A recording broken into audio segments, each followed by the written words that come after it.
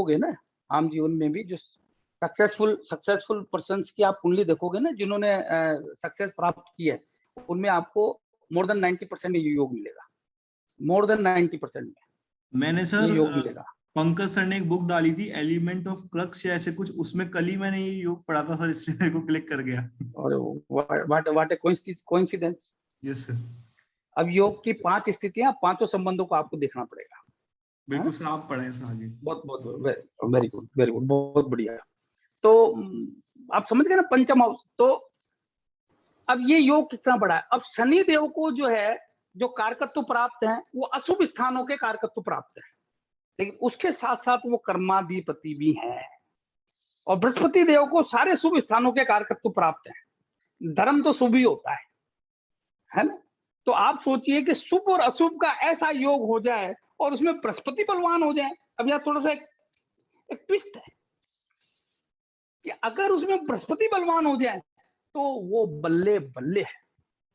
अगर शनि बलवान है तो वो कर्म बहुत करवाएंगे, चीजों को डिले बहुत करेंगे, देंगे, अवश्य देंगे। Shani never denies, always delays. Shani तब देते हैं जब वो चाहते हैं, तब नहीं देते हैं जब आप चाहते हो। मतलब वो आप you are on the mercy of second, right. तो यहाँ पे आपको क्या देखना है, अगर बृहस्पति बलवान है और शनिदेव का ऐसा संबंध हो गया, कहने ही क्या है ना। मल्टीप्लिकेशन में मिलता है पैसा, आदमी जीवन भर उन्नति करता है। और जैसे जैसे जीवन में ऊपर आगे जाएगा, उसके अंदर गहराई आ जाएगी, उसके अंदर समझ आ जाएगी, उसके अंदर जो है चीजों को पकड़ने की ताकत आ जाएगी, मैच्योरिटी आ जाएगी, वैभव बढ़ जाएगा। धीरे धीरे वो मतलब उसका ग्राफ ऊंचा ही जाना है, what ever he wants, right. तो आप समझ गए ना बृहस्पति देव को। तो ये मैंने आपको एक योग बताया ये दोनों का। तो इसको जैसे मैंने यहाँ योग किया है, तो ये क्या है, शक्ति। पंचम भाव क्या है, शक्ति। और ये क्या है, सुख। ये शक्ति हाउस है। पंचम भाव खराब, सारी कुंडली खराब। लीवर ने काम बंद करना बंद किया, शरीर खत्म। बृहस्पति देव बेकार हुए, आप आदमी की जय जय। यही होता है। तो सुख का शक्ति से योग। अब इन दोनों के योग को आप सब जगह लगा के देखना, जैसे मैंने यहां लगाया, राइट। अब मैं और आता हूं थोड़े औ पे। अब छठा भाव और सप्तम भाव। अब छठे भाव से हम क्या देखते हैं, रोग रिपुरण, यानी कि ये थोड़ा सा परेशानी का भाव है। और यहां क्या है, प्राप्तियां, खुशियां, आनंद। अब छठे भाव का और सप्तम भाव का योग होता है किसी व्यक्ति के, छठे भाव का और सप्तम भाव का योग होता है। यानी कि मैं काल पुरुष की कुंडली की बात करूं तो ये कौन हो गए, शुक्रदेव और ये बुधदेव। अब आप एक चीज बताओ, देखो ऋषियों को कितना विलक्षण ज्ञान था। अगर शुक्र बुध का किसी के योग हो गया तो दोनों जिगरी मित्र हैं। भ्रचक्र में भी दोनों पास पास रहते हैं, दोनों पास पास रहते हैं, एक दूसरे की सहायता करते हैं, एक दूसरे के परम मित्र हैं। तो अगर इन दोनों का योग है किसी के पास, बुध और शुक्र का, वो शुभ है या अशुभ है, कोई बता सकता है मुझको? वो शुभ होगा या अशुभ होगा?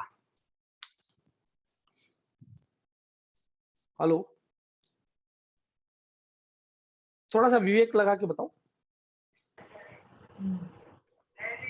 सर शुभ ही होना चाहिए सर। शुभ ही होना चाहिए। नहीं, ये अधूरा आंसर है ये। देखो, मैं आप लोगों से जो ज्योतिष की चर्चा कर रहा हूं, उसमें सकना शब्द नहीं होना चाहिए। अगर अब इस स्थिति में या तो मेरे पढ़ाने में कमी है या मैं आपको डिलीवर नहीं कर पा। नहीं सर, शुभ ही होगा, शुभ ही होगा। हाँ, मतलब सकना, अगर किसी ने अगर सस्पिशन इज दिया तो इट्स माय फेलियर। तो मेरे को रिव्यू करना पड़ेगा कि मैं कहीं गलती कर रहा हूं, है ना। अगर आपको ऐसा अभी भी, आप में से ज्यादातर को अगर एहसास है कि अभी भी सकने की स्थिति है, तो मैं फिर एक बार रिव्यू करूं कि मेरे को और कैसे उत्कृष्टता लानी है। तो थोड़ा सा आज इस पे अपने कमेंट डालना, है ना। अब आप देखिए, शुक्र यहाँ के भी स्वामी है और बुध यहाँ के भी स्वामी है। दो जगह का स्वामित्व तो प्राप्त हुआ ना इनको। गुरु यहाँ के भी स्वामी थे और यहाँ के भी स्वामी थे। तो आपको जो इनका योग स्थापित करना है, तो वो क्या ये ऑपरेट नहीं होगा क्या? क्या मैं सिर्फ शनि गुरु बृहस्पति के योग को कर्मादि धर्माधिपति मानूंगा? तो मैं तो फिर बायस हो गया, तो मैं तो अधूरा ज्ञान बांट रहा हूं। नहीं, शनि लाभ और गुरु 12वां भाव व्यय। पराशर जी क्या कहते हैं? अगर व्यय का स्वामी लाभ में आके बैठ जाता है तो ये उत्तम योग है। साथ ही वो क्या कहते हैं, व्यय का स्वामी भी अगर लाभ में बैठ जाता है ये भी उत्तम योग है। दोनों स्थितियों को अच्छा कहा है। क्यों? कि अगर व्यय का स्वामी जो है लाभ में आके बैठेगा, साधारण नियम क्या लगेगा, लोग अरे यार इसके व्यय बहुत बढ़ जाएंगे इसके। अब व्यय ही अगर किसी का लाभ में परिवर्तित हो जाए तो निरंतर लाभ प्राप्त करेगा या नहीं करेगा, ये बताओ। अब कंडीशन क्या है? बिल्कुल करेगा। कंडीशन क्या है कि 11वां भाव का स्वामी बलवान होना चाहिए। कंडीशन क्या है? 11वां भाव जो मैंने आपको समझाया कि पापत्व और शुभत्व, ग्रह का पापत्व और शुभत्व और बलवान और बलहीन होना। तो ये बलहीन होकर अगर यहां आकर बैठ जाए, बलहीन से मेरा मतलब वैसे बलहीन नहीं, कंपैरेटिवली लाभ भाव से कंपैरेटिवली बलहीन होकर यहां बैठ जाए, तो जितना भी व्यय होगा वो लाभ में बदलता रहेगा। इससे बड़ा योग क्या होगा बताओ आप? और ये लाभ का स्वामी अगर बलवान होकर यहां जाके बैठ जाए तो व्यय को भी लाभ में बदल देगा और ऐसा ज्ञान दे देगा कि आदमी को उसके बाद उत्कृष्टता भी प्राप्त होगी। तो इसको भी आप लगा के देखना। तो जो चीज यहां उत्पन्न हो रही है ना, वो यहां पे भी उत्पन्न होगी। जो चीज यहां उत्पन्न हो रही है ना, वो यहां पे भी उत्पन्न होगी और तदनुसार उन भावों को प्रभावित करेगी। आप समझ रहे हो ना? मैं अप टू यू, आप देखे कौन कौन कितना करता है। वही बात देखिए, बुध शुक्र ये अशुभ भाव है, ये अशुभ भाव है, ये शुभ भाव है, दोनों मित्र हैं जिगरी। अब जब भी इन दोनों की युति हो जाएगी तो बुध कोशिश करेगा इसका सप्तम भाव बढ़े, शुक्र कोशिश करेगा कि यार इसके छठे भाव के पापत्व तो कम हो। मित्र है, एक दूसरे को हेल्प करेंगे। तो ये अच्छा योग हुआ कि नहीं हुआ? अच्छा हुआ। तो बुध शुक्र के योग को उत्तम योग कहा जाता है और भगवान कृष्ण का योग कहा जाता है। तो ये आदमी व्यापार से सर्वोत्तम की प्राप्ति करता है। मैनेजर पावर होती है इसके अंदर, जबरदस्त प्रबंधक शक्ति होती है, व्यापार व्यवसाय का बहुत श्रेष्ठ ज्ञाता होता है। तो तुला राशि जो व्यापार की है और बुध स्वयं की बुध की मूल त्रिकोण राशि है जो व्यापार कराती है। तो इन दोनों का योग हो गया और बुध व्यापार को डिनोमिनेट करते हैं, है ना? तो व्यक्ति है ना उत्कृष्ट प्रकार का एमबीए मैनेजमेंट करेगा। व्यक्ति जो है ना बिजनेस का बहुत अच्छा जानकार होगा, बिजनेस की बहुत अच्छी काउंसलिंग देगा, बहुत अच्छा सलाहकार होगा, बिजनेस पढ़ाने वाला होगा या बिजनेस करने वाला होगा। He will related to profession, either profession और ए बिजनेस, राइट, डायरेक्टली और इनडायरेक्टली। तो अब जब व्यक्ति का व्यापार होगा और वो बढ़ेगा तो क्या क्या उत्पन्न होगा वो देखो आप, ठीक है ना? उसकी बुद्धि भी व्यापारिक, बाकी सब चीजें आप जानते ही हो।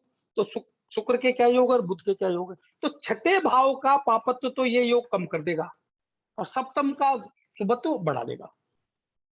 तो सप्तम is my completion house, Shiv और Shakti, 7th house is my completion house. है ना कमाल की चीज? यही चीज को आप यहां इंप्लीमेंट करके देखो। लग्नेश का किसी से भी योग हो उत्तम ही है। लग्नेश बलवान हो, अगर वो पाप ग्रहों से संबंध करे तो लग्नेश का बलवान होना उत्तम है। अगर बलहीन है और पाप ग्रह कहीं उसको दबा रहा है तो बात अलग हो जाती है, या पाप स्थान का स्वामी उसको प्रभावित कर सकता है तो बात अलग हो जाती है, वो थोड़ा सा विवेचन का विषय है। पर लग्नेश के साथ कोई भी बैठ जाएगा तो किस किस लग्नेश प्लस उस भाव का स्वामी, जैसे लग्नेश और सुकेश दोनों बैठ गए, यानी मंगल चंद्र की युति को क्या कहा जाता है ज्योतिष में? रामानुजाचार्य ने इसको कहा है चंद्र लक्ष्मी राजयोग। जो महान धनदायक कहा गया है। चंद्र मंगल राज लक्ष्मी योग, मतलब राज भी मिलेगा और लक्ष्मी भी मिलेगी।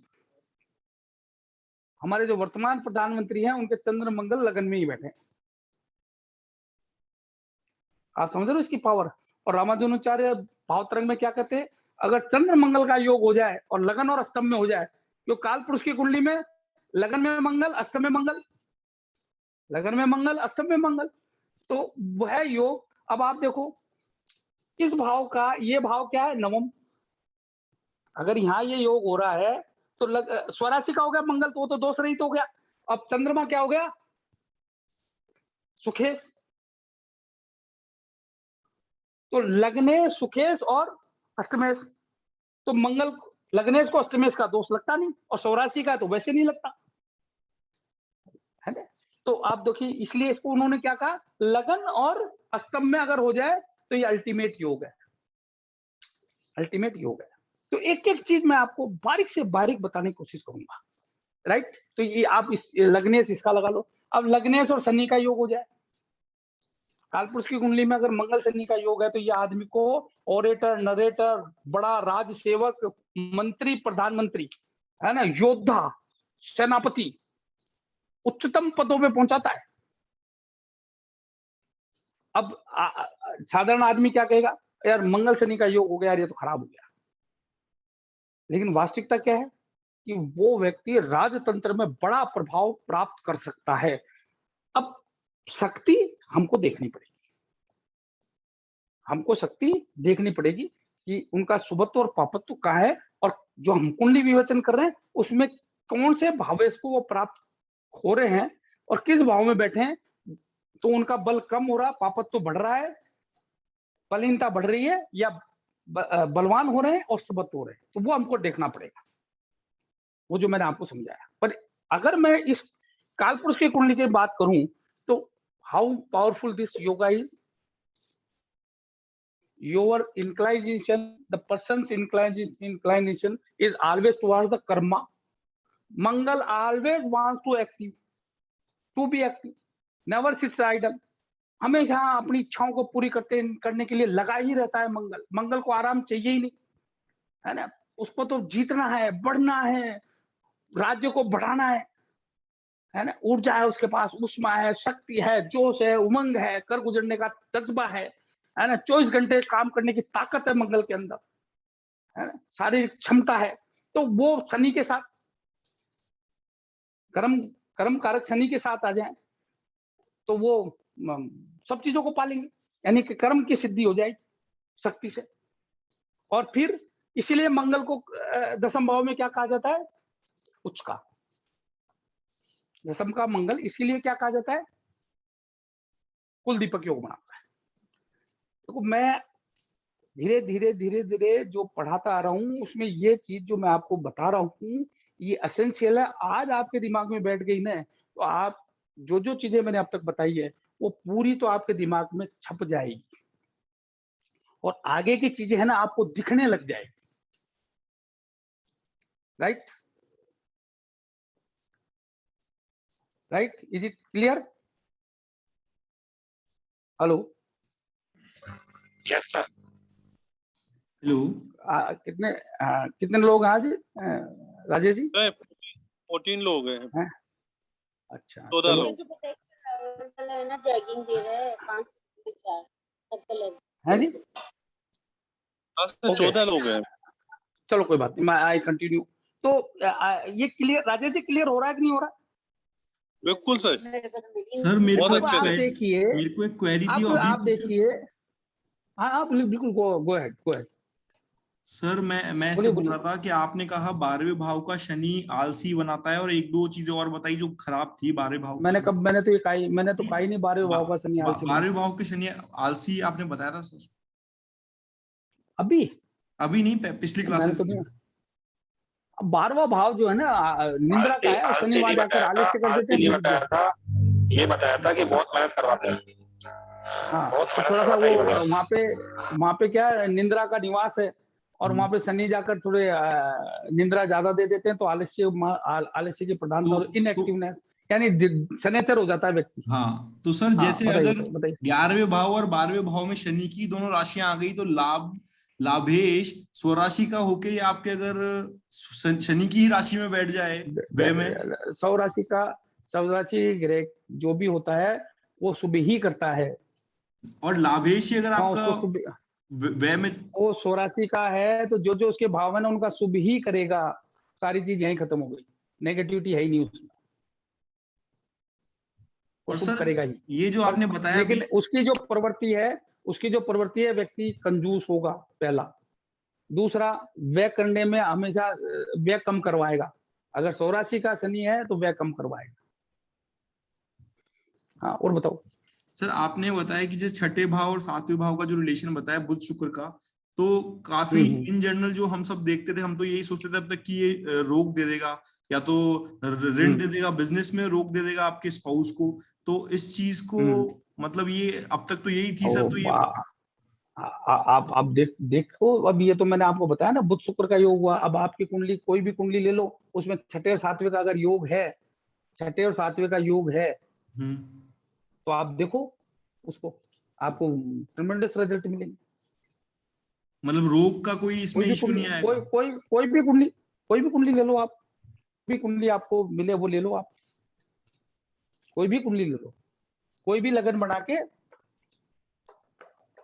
बिल्कुल सर। अब वहां पे पापत्व और सुबत्व और बलवान और बलहीनता को तो लगाना ही पड़ेगा। वो किस स्तर पे कंट्रोल करेंगे हाँ ये, है ना? ओके ठीक है, सर। आप लगा के देखो। चाहे आप मेष ले लो, उसके बाद वृषभ ले लो। अब वृषभ में यहाँ पे मंगल आएंगे और यहाँ पे क्या आएंगे, शुक्र आएंगे। वृषभ में मंगल और शुक्र का योग रहेगा। मंगल यस शुक्र सर। के योग में व्यक्ति अगर व्यापार में चला जाए, है ना, तो वो इसको इस व्यापार के संबंध में हमेशा लगा रहेगा, हमेशा एक्टिव रहेगा। इसलिए वो आदमी क्या वैभव उत्पन्न करेगा, मौज मस्ती की तरफ ज्यादा रहेगा। तो वो सब कैसे प्राप्त होती है, पराक्रम करने से। तो वो आप एक एक लगन का लगा के देखो। मैं लेकिन काल पुरुष में समझा रहा हूँ, आप एक एक लगन में लगाओ, आपको लेकिन सर ये इसके पत्नी को रिजल्ट तो मिलेंगे। हानि करेंगे करेंगे ना, ये योग पत्नी को तो हानि करेंगे ना, क्यों या, करेंगे बताओ आप। या पति को करेंगे। भाई मैं जब ये कह रहा हूँ आपको कि ये दोनों जब संबंध कर रहे हैं, ये दोनों, तो इसका धन है ये, इस छठे भाव का धन है ये, और इसका व्यय है। अब व्यय और धन का दोनों का समागम हो गया तो ये प्लस ही होगा ना। जो यहाँ होगा वो यहाँ होगा। Yes sir. समझ लो ना। सर यानी कि हाँ, सर जैसे ये सिंह लग्न में छठे और सातवें का स्वामी शनि है, हम्म तो उसमें फिर कैसे तो होएगा? वो तो एक ही राशि है। फिर शनि का बल देख लो, अच्छा, शनि का बल देख लो, पापत्व सुबत्व देख लो, है ना? तो वो तो ठीक। अकेला एक ही स्वामी हो जाता है। तो उस तरह से तो आप सारी लगनों में लगाओ। मैं तो एक एक लगन को बताने जाएंगे तो अपन को बहुत टाइम लग जाएगा। मैं आपको एक काल पुरुष की कुंडली में जो किताबों में जो योग लिखे रहते हैं वो कैसे बने हैं वो बता रहा हूँ। अब इसको आप अपनी अपनी कुंडली में लगाओ, अपनी अपनी कुंडली में लगा के देखो कि आपके योग किस किस से हो रहे हैं, क्या उसके फल मिल रहे हैं आपको उसी अनुसार या नहीं मिल रहे हैं। लगाओ आप, मजा आएगा। आप आज कुंडली खोल के आप लगा के देखना, है ना। और आपको अगर आनंद नहीं आया तो बताना। तो ये मूल में जो मैं बता रहा हूँ, मूल ये है। ऐसे ही बुध चंद्र का योग है, इन सबको आप लगाओ। तो अब इनसे, इनके योग से, अब इसका योग है। अब इसका नवम, इसका कर्म क्या है, 12वां भाव। इसका धर्म क्या है, तो पराक्रम का धर्म क्या होगा, पराक्रम का धर्म क्या होगा, धन का एकोमोडेशन। भाई पराक्रम आप काहे के लिए करते हो, मेहनत काहे के लिए करते हो, कि आपको लाभ की प्राप्ति हो। और पराक्रम का व्यय क्या है, लाभ हुआ उसके बाद आपको व्यय करना ही है। अब सुख है, सुख के त्याग से लाभ आएगा, इसका अष्टम है नहीं है। लेकिन इसके लिए ये शुभ है, तो इसके लिए ये अशुभ है। तो दोनों का अगर कॉम्बिनेशन होता है तो ये शुभ, यहाँ का पापत्व तो कम हो गया। और इसका ये क्या है, धर्म। चतुर्थ भाव का धर्म क्या है, 12वां भाव। तो यानी सुखों की परिणति इस प्रकार होनी चाहिए कि हमारा जो अंतिम उद्देश्य हो कि हम आत्मोत्सर को प्राप्त करें, यानी कि हमारी इस जीवन के बाद मुक्ति हो और ये जीवन हमारा सुख में गुजरे। तो तभी तो ये स्थिति बनेगी। ऐसे एक एक को आप लगा के देखो, बहुत बड़ा चैप्टर है, हजारों बातें मैं आपको बता सकता हूँ, बताऊंगा, पर आज मैं समझता हूँ this is more than sufficient आज की क्लास के लिए। आज का जो मैटर है, हाँ हाँ बताइए। एक क्वेरी थी सर छोटी सी, अगर वृषभ लग्न की कुंडली है और बुध अभी भी छठे भाव में है और शुक्र सप्तम भाव में है, तो भी बुध शुक्र का योग माना जाएगा क्या? नहीं, कहाँ माना जाएगा? मैंने बताया था ना, संबंध 5 प्रकार के होते हैं। अच्छा, पांचों में से कोई एक संबंध देखो। हाँ, है ना, 5 तरह के संबंध होते हैं, तो वो संबंध में से कौन सा संबंध बन रहा है वो देखना पड़ेगा, है ना। उसमें भी इन योगों के अंदर जो कंजक्शन है ना, वो उसकी प्राइमरी, उसकी जो है ना, वो बल नंबर 1 पे है इन योगों में, और दूसरे नंबर पे दृष्टि का है ना। ये बात है। तो किसी का कोई इस संबंध में कोई क्वेश्चन हो तो पूछो सर। अगर यही परिस्थिति सप्तम, अष्टम या फिर अष्टम नवम में बने कि बुध शुक्र की राशियां ही मतलब योग बना रही हैं, बिल्कुल, तो आप कालपुरुष की कुंडली में ये बन रहा है और वहां किसका बन रहा है, दोनों का कॉम्बिनेशन करके निकालो। हाँ, मतलब मेरा कहना ये कि तो यार कहीं भी ऐसा कुछ दोस्त का कुछ योग बनता है कहीं। यस, ये कालपुरुष की कुंडली में योग है, वो आप उस कुंडली का बना के देख लो, बात वही है। तो सर फिर भाई वहां कर्माधिपति धर्माधिपति सारे चेंज होंगे ना। हाँ भाई मैं जो आपको बताना चाह रहा हूँ उत्तम जी, किताबें इस आधार पर लिखी गई है, बिल्कुल सर, वहां समझाने के लिए। अन्य पे अगर मैं इसी को लिखने के लगे हैं तो एक 2 किताबें तो इन्हीं बातों की हो जाएगी। अब मान लीजिए वृषभ लग्न की कुंडली है, तो वहां कर्माधिपति धर्माधिपति, तो ये नैसर्गिकता है, ये नैसर्गिकता है जो मैं बता रहा हूं, ये नैसर्गिकता है। अब आपकी पर्सनल जो भी कुंडली है ना, उस कुंडली में क्या योग बन रहे हैं, वो योग बन रहे हैं, ये भी योग बन रहे हैं, तो और उत्कृष्ट हो गई। इसको सादर सिद्धांत कहते हैं, जिसको मैं साइमल्टेनियसली आपको सिखाऊंगा कि ये चीजों को कैसे बढ़ा देते हैं। मान लीजिए मैं आपको बात करता हूं, मैं मिटा दूं इसको? नहीं सर, हेलो सर, मैं ये बोल रहा हूँ जैसे आपने सप्तम में बताया कि सप्तम का अगर अपन को पता है, अगर जो सप्तमेश है वो अष्टम में चल जाए तो वो खराब है, लेकिन आपके अभी के सिद्धांत के हिसाब से अगर वहां पे बुध शुक्र या कोई भी मित्र ग्रह 2 होते हैं तो वो भी खराब नहीं है फिर तो। आप देखो कैसे वो तृतीय का तो पराक्रम है और विपरीत राजयोग नहीं बन गया, और सप्तम के लिए वो धन है। सर अब तक तो अपन यही कहते हैं कि अगर सप्तमेश अष्टम में जाके बैठ जाए अरे तो वैवाहिक जीवन खराब कर देता है। थोड़ी देर पहले ही तो बताया कि बुध अष्टम का बहुत बलवान होता है। हाँ, और मैंने आपको ये भी बताया कि अष्टम भाव में अगर शुभ ग्रह हो तो बहुत अच्छे होते हैं, अभी तो बताया आपको। सर सप्तमेश का अष्टम में जाना और सप्तमेश का बिल्कुल आपकी बात सही है, सप्तमेश का अष्टम में, लेकिन आप सप्तमेश की कुंडली बनाओगे तो वो उसका धन है भाई। हाँ सर, बिल्कुल ये बात बहुत बिल्कुल अब क्लियर हो गई सर। मैं यही सोच रहा था कि मैं कल भी यही सोच रहा था कि सप्तम भाव का अष्टम में जाना कह रहा हूँ। हाँ, आप जो है ना, मैं सर्वे भावा लगन समा, सर्वे ग्रह लगन समा, सर्वे कारका लगन समा, मैं उस सिद्धांत के आधार पर आपको समझा रहा हूँ। इसका मतलब सर ये हो गया कि जो किसी पति की पत्नी यानी कि सप्तम भाव अष्टम में जाती है, इसका मतलब उस पत्नी के मार्फत या उसके ससुराल से धन प्राप्ति होगी उसको। यस। तो आपको अगर भाई ये योग हो गया, तो आप अब छठा भाव का विश्लेषण करना चाहते हो तो आपको कुंडली तो बना, इसी को तो लगन बनाना पड़ेगा। जी सर, यहाँ पे यही तो चीज समझाई मैंने, इसको आप इससे क्यों जोड़ रहे हो? सब भाव नहीं सर, बिल्कुल लगन बना दो, बिल्कुल। और सर सप्तम भाव का छठे भाव में जाना तो उतना ठीक नहीं है, क्योंकि वो उसका 12वां भाव हो गया। बिल्कुल, वो नुकसानदायक है, बिल्कुल सही बात है। तो इसलिए तो अगर मान लीजिए सप्तम भाव यहाँ गया और यहाँ के और बुध के संबंध हो गया, तो बुध अपने भाव को थोड़ी खराब होने देगा, बताओ, होने देगा? नहीं होने देगा। है, तो वो शुक्र बुध का योग हो जाएगा तो क्या वो वैवाहिक जीवन के लिए खराब हो गया? नहीं सर, नहीं सर, बिल्कुल नहीं होगा।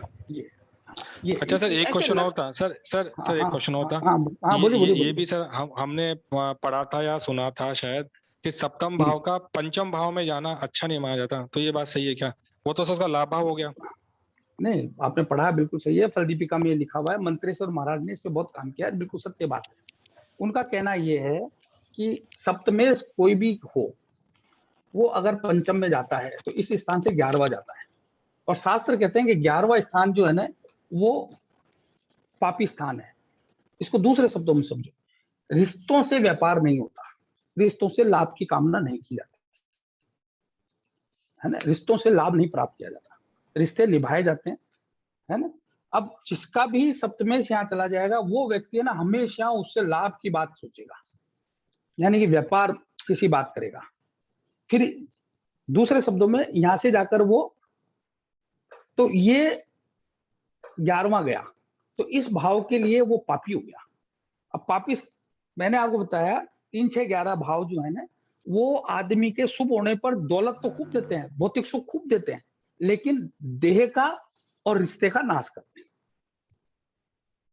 क्या करते हैं? देह का और रिश्ते का नाश करते हैं, इसलिए उन्होंने उसको अशुभ कहा है। इसीलिए सप्तमेश का तृतीय में जाना भी खराब कहा गया है, तो रिश्ते का नाश करेंगे, राइट? जी सर, समझ में आ गया। हाँ, तो ये मैं और चलो थोड़ा आगे लेने वाला था। मैं देह का और भौतिक सुख, देह का सुख, आत्मा का सुख, तन का सुख, मन का सुख, ये सब पे भी आगे बात करूंगा, है ना, थोड़ा आगे चलेंगे, राइट सर? किसी का और डाउट?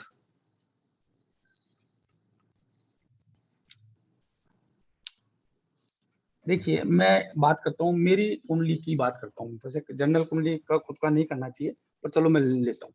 अब मेरे सूर्य, सूर्य, बुध और बृहस्पति का योग है यहाँ, मंगल यहाँ है और शनि यहाँ है। अब मेरे, आप देख लिए, नेचुरल कर्माधिपति धर्माधिपति का योग है ना? योग है ना, दृष्टि आ रही है, तो कर्माधिपति धर्माधिपति योग हो गया। फिर मेरे कर्म का और धर्म का, अगर नेचुरल कुंडली में आप देखो मीन लगन में, तो मेरा जो धर्म का स्वामी मंगल है और कर्म का स्वामी बृहस्पति है, उन दोनों का एक्सचेंज है, तो यानी नवम दशम का एक्सचेंज भी है, और एक्सचेंज भी दोनों शुभ स्थानों पर है। फिर केतु देव की दृष्टि है यहाँ पे, तो आप देखिए कि मेरा कर्म आज क्या बन गया? धर्म मार्ग। कब बढ़ा? जीवन के उत्तरार्ध में, क्योंकि शनि जिसको भी प्रभावित करते हैं वह सुख जरूर मिलता है, लेकिन देरी से। तो मैं 50 साल 52 साल की उम्र में आकर मैं ज्योतिष की तरफ आया, 50 साल की उम्र में। देरी है। क्यों आया? क्योंकि ये योग ने मेरे को लिया है और शनि उसको प्रभावित कर रहे हैं, तो आज मैं टीचिंग में भी आ गया, और मेरा पूरा इंक्लाइनेशन, मेरा पूरी प्रवृत्ति, मेरी पूरी सोच आज धर्म आधारित है। आप समझ रहे हो ना, कर्मादि धर्मादि, तो मेरा आज कर्म ही धर्म है और धर्म ही कर्म है, तो मैं आध्यात्मिक की बात कर रहा हूँ। ये आप खुद लगा के देखो, क्या ये हो रहा है कि नहीं हो रहा? और अगर आप एक्सचेंज देखो तो मेरे मंगल और बृहस्पति का एक्सचेंज है, लग्नेश द्वितीय का, तो मेरी प्रवृत्ति हमेशा धन कमाने की रहती है, और मेरे को धन भी कब मिला? उत्तरार्ध में।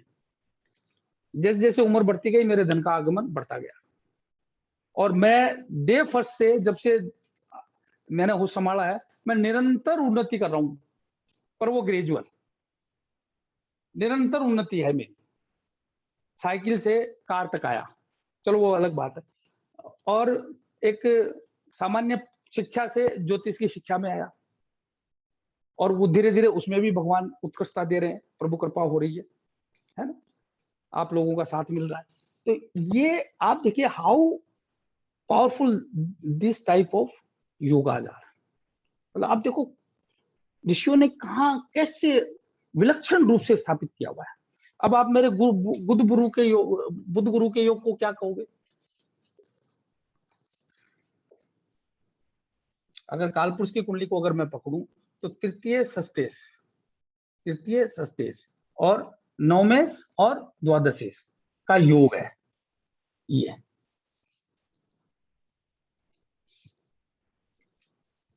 तो इनके प्रभाव मेरे पास रहेंगे, इसलिए मेरा धर्म की तरफ आचरण रहेगा ही रहेगा।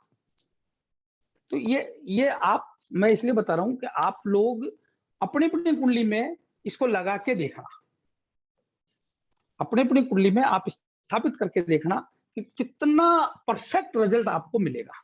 तो आपका एक नया आयाम खुल जाएगा। कालपुरुष की कुंडली को पीछे रखिए और वर्तमान कुंडली को आगे रखकर उनको उस पे स्थापित करने का प्रयास कीजिए। समझ गए ना ये?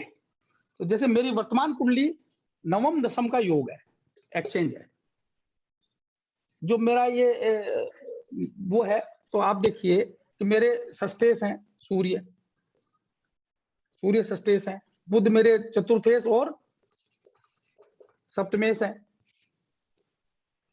तो आप देखोगे कि मेरे जो ये योग है वो किस किस का है? चतुर्थेश, षष्टेश, सप्तमेश मेरी कुंडली का, कर्मेश और लग्नेश का ये योग है। धन भाव में है, कुटुंब भाव में है। तो आज पूरा परिवार मेरी हेल्प कर रहा है और अब मेरे को इस मार्ग से थोड़ा धन भी प्राप्त होने लग गया है। आप देखिए धन भी प्राप्त होने लग गया है, मेरे को उस चीज से सुख भी मिलने लग गया है। अब मेरा पूरा मन भी उसमें ही जाता जा रहा है। क्यों? क्योंकि मेरे चंद्रमा यहां बैठे हैं, गुरु से दृष्ट है, तो मेरा मन भी किसमें लग गया? आध्यात्म में।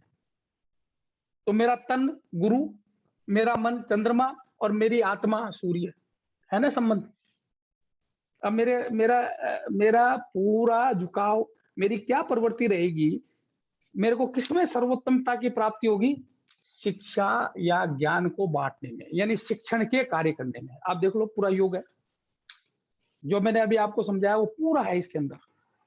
यानी मेरा मन, मेरा तन और मेरी आत्मा बोली के कार्य में प्रवृत्त रहेगी। नैसर्गिक कारक बुध भी वहीं बैठा हुआ है, नैसर्गिक कारक शिक्षा का वही बैठा हुआ है, और सूर्य जो उच्चता को प्राप्त करते हैं, मेरा सूर्य परमोच्च के 1 डिग्री पहले ही है, परमोच्च की तरफ जा रहा है।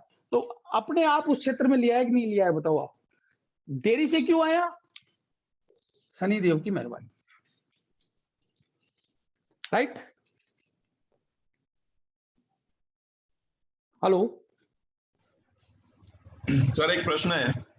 हाँ बोलिए बोलिए। सर मान लीजिए किसी की कुंडली में लग्न से लेकर के षष्ठेश तक के मतलब लग्न, तृतीय, चतुर्थेश, पंचमेश और षष्ठेश सबका योग है। हाँ, एक मतलब इन पूरे भावों का योग है। तो क्या मानना चाहिए सर? मतलब लग्नेश खुद भी आ गए, उसके बाद आपका चतुर्थेश भी आ गए, पंचमेश भी आ गए। देखो उसमें प्रायोरिटी वाइज आप लिखो कि सबसे बलवान ग्रह कौन सा है, सबसे शुभ ग्रह कौन सा है। वो किंग हो गया, वो किंग हो गया। लग्नेश तो लग्नेश है ही, लग्नेश तो शुभतम है, उसको तो अलग लिख ही लो, वो तो पापी होता ही नहीं है, तो उसको तो लिखी दो अलग। बाकियों की सिक्वेंशियल बना लो, तदानुसार वो फल उत्पन्न करेंगे। जो मेजर है ना वो तो उसका जिससे संबंध हो रहा है। मान लीजिए आपने जो कुंडली बताई, मान लीजिए लग्नेश और द्वितीय का दोनों बलवान है, दोनों का संबंध हो गया, लग्नेश तो बलवान हो, तो व्यक्ति धन उत्पन्न करेगा, हर तरह से धन प्राप्त होगा उसको। जो भी पराक्रम करेगा वो भी धन उत्पन्न आएगा, जो भी सुख के साधन है वो भी धन, मतलब सुख भी सारा मिलेगा उसको। पंचम भाव में उसको एनर्जी भी धन उत्पत्ति की मिलेगी। अब मान लीजिए छठा भाव का स्वामी बहुत ज्यादा बलवान हो गया है ना, पापत्व को ग्रहण हो गया और बलहीन भी हो गया। बलवान का मतलब यहाँ बलहीन है, बलहीन भी हो गया और जबरदस्त पापत्व को प्राप्त कर लिया, तो वो रुकावटें बाधाओं के साथ होने करेगा उन सब चीजों, वो अपने इंडिविजुअल कुंडली पे आ जाएंगे, है ना। तो आप इसको लगाना, आपको रिजल्ट मिल जाएगा, आप लगा के देखो। बिल्कुल सर, बिल्कुल सर। और एक मल्लिका योग बनता है, अगर किसी के लगन से 7 भावों तक अगर सारे ग्रह होते हैं तो वो मल्लिका योग बनता है, सप्त मल्लिका योग बोलते हैं उसको, वो शुभ कहा गया है। चाहे किसी भी भाव से लगातार 7 भावों तक बनता है, लेकिन वो अगर 6, 8, 12 से बने तो वो खराब कहा गया है। वो मैं जब योगों पे आऊंगा जब बताऊंगा। सर आपकी अस्केट कुंडली योग, में हाँ बोलिए छठे बोलिए। भाव और 12वें भाव का मतलब ये युति है क्या सर? जैसे कि छठे भाव का सूर्य इधर है तो शनि की दृष्टि है तो युति नहीं है, वो संबंध है ना। आप हाँ युति क्यों बोल रहे हो? हाँ युति मैं तो एक संबंध, भाव में जब बैठते तब हाँ संबंध है ना संबंध। वही तो मैं बता रहा हूँ, कर्मादि धर्माधिपति योग है ना कालपुरुष का। हाँ वो तो है नहीं, मैं छठे भाव और पता चला। इसकी 12वें भाव की बात कर रहा हूँ सर। हाँ तो वो भी हो गया ना, तीसरे छठे का भी शनि से दृष्टि संबंध हो गया ना, बिल्कुल है। तो ये क्या आपके रोग मेरा रिपुदन को मेरा पराक्रम भी है, ये आपके रोग रिपुदन को मतलब कम करेगा? क्योंकि भाव तो अच्छा था, ये तीसरे में देखो जाता ऋण तो... मेरे ऊपर ऋण कभी नहीं हुआ। मैंने ऋण दिया ही है, मेरे पर कभी ऋण नहीं हुआ। घर मेरा कभी नहीं छूटा, क्योंकि बुध मेरे जो है ना चतुर्थेश है और शनि की दृष्टि प्राप्त है। मेरा घर, मैंने इतने 30 साल की नौकरी होगी, मेरा आज तक घर नहीं छूटा है ना। खूब प्रयास कर लिया मैंने, मेरा पिताजी का मकान नहीं छूटा, समझ रहे हो ना। और रही रोग की बात, मेरे 1998 में जब चंद्रमा की महादशा थी, है ना, क्योंकि चंद्रमा जो है ना रोगकारी स्थान पे बैठे हुए हैं, और बृहस्पति है ना डायबिटीज का रोग दे देते हैं। जब भी अशुभत्व में जाते हैं तो बृहस्पति डायबिटीज के कारक है। तो चंद्रमा की महादशा में मेरे डायबिटीज 1998 में, ओके सर। है ना। तो चंद्रमा ने मेरे को डायबिटीज का रोग दिया, क्योंकि चंद्रमा जल के कारक है, तो अंतःस्रावी ग्रंथियों से संबंधित रोग हो गया। शुक्र मेरे यहाँ है। हाँ बताइए। चलो अब इस मेरी कुंडली को छोड़ते हैं, दूसरी बात क्या है।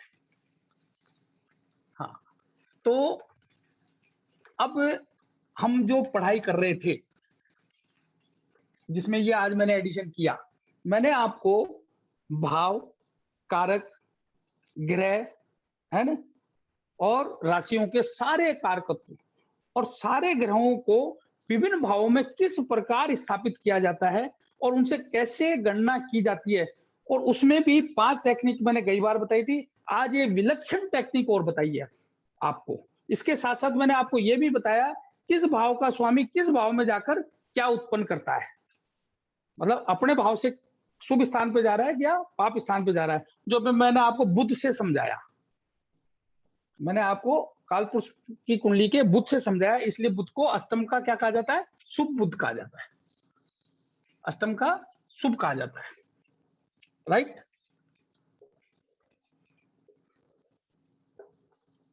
ये जो चीजें है ना, ये मतलब जो आप अब आप क्या करते हैं, लोग किताब पढ़ते हैं और उसको एज इट इज याद करने की कोशिश करते हैं, एज इट इज उसको पढ़ने की कोशिश करते हैं, तो वो सारा मामला गड़बड़। उसको है ना आप मनन मंथन के स्तर पे लाकर उसको नेचुरल पे लाओ। थोड़ा सा भारी काम है और धीरे धीरे हो जाएगा। मैं आपको एक चीज और बताता हूँ सर, आपने जो बुध का अष्टम भाव में जो संबंध बता दिया ना सबसे, और जिस हाँ। मुझे तो लगता है कि जिंदगी में कहीं भूल आएंगे हम। जैसे आपने समझाया ना किताब से हटके, तो समझ में आ गया कि बुध क्यों योग कारक है अष्टम भाव में। बहुत अच्छे समझ में आ गया। हाँ, मैं आपको एक और विलक्षण बात बताता हूँ। क्या आप मेरी बात को वैसे ग्रैब कर रहे हो कि नहीं कर रहे हो? मेरे को ये थोड़ा ये तो बताओ। मैं बहुत ज्यादा उच्चता पे चला गया? कोई नए नए कोई है, नए जो इनिशियल लेवल पे? सुधीर जी हैं आज? हेलो। जी सर जी। हाँ, आर यू गेटिंग और नॉट? कर रहा हूँ सर, कोशिश कर रहा हूँ। मतलब समझ में तो आ रही ना बात है? हाँ वैसे आ रही है सर, कॉन्सेप्ट समझ में आ रहा मतलब है। कोई ऐसा तो नहीं है कि मैंने बहुत ज्यादा हाई लेवल पकड़ लिया हो?